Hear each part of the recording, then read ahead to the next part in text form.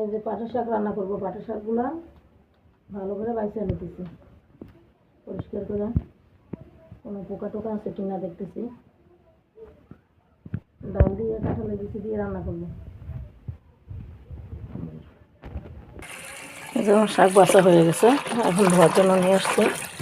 এগুলো ধুয়ে একটু বসে দিয়ে ফেললে ফেলবো, চিকন চিকন করে ফেলবো।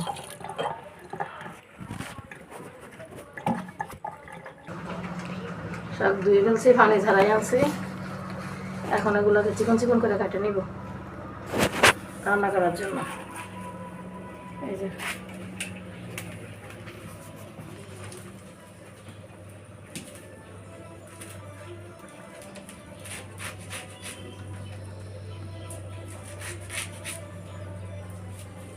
এভাবে সবগুলো কাটে নিব।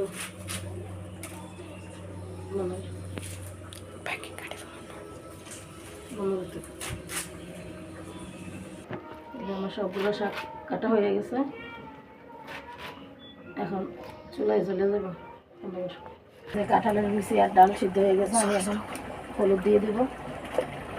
হলুদ দিয়ে আর একটু সিদ্ধ করব।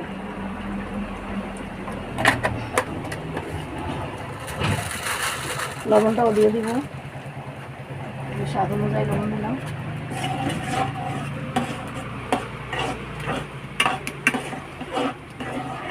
কাঁঠালের বিচি সিদ্ধ হয়ে একবারে গলে গেছে।